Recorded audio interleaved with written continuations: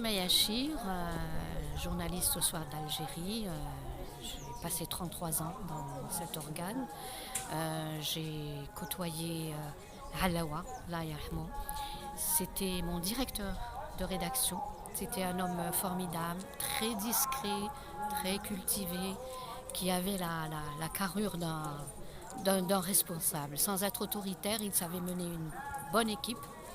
Il nous a appris beaucoup de choses, mais dans, dans des rapports très conviviaux, très amicaux, sans être paternaliste. Hein.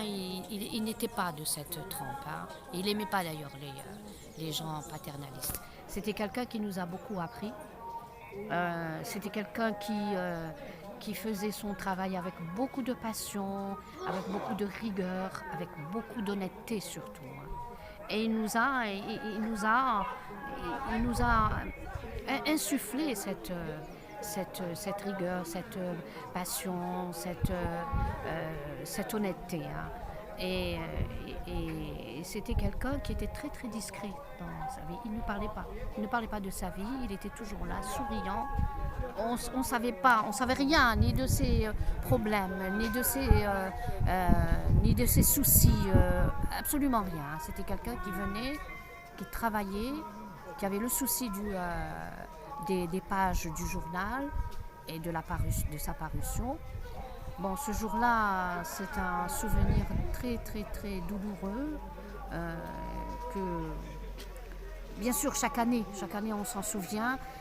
Aujourd'hui, c'est assez particulier parce que après 27 ans, après son décès, donc j'ai assisté à son enterrement. Aujourd'hui, 27 ans après, donc je me suis recueillie sur sa tombe et là, ça m'a fait vraiment un choc parce que le film du 11 février 1996, je le rembobine et là je vois Alawa dans la salle de rédaction toujours aussi soucieux. C'était le ramadan, de donner les papiers, de les corriger, de faire vite parce que 4 heures il fallait boucler. Et donc ce jour-là, je me souviens, il était à la PAO qui séparait la salle de rédaction par un couloir, donc un couloir. Donc il venait de la PAO et je me rappelle, il m'avait confié un papier que je devais corriger absolument, qui devait paraître le lendemain. Et je me rappelle, il avait insisté. Et moi aussi, j'étais à l'époque chef de rubrique société. Je devais moi aussi donner ma page à corriger, donc je l'ai prise dans mes mains et je me dirigeais vers la PAO. Et lui, il me retenait, il me disait attention Naïma, il faut que tu reviennes tout de suite.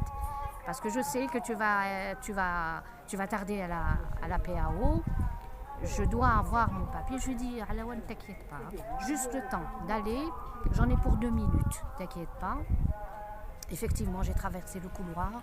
Je suis allée à la PAO. Et là, une déflagration.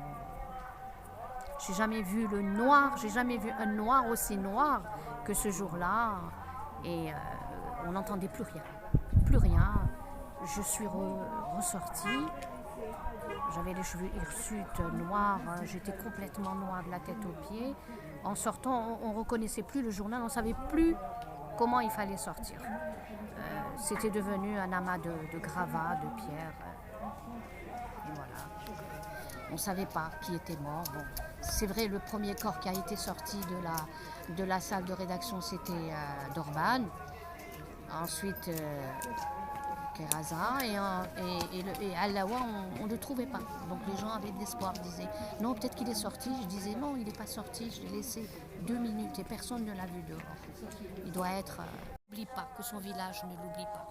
Cette commémoration, moi, elle me va droit au cœur. Voilà, qu'il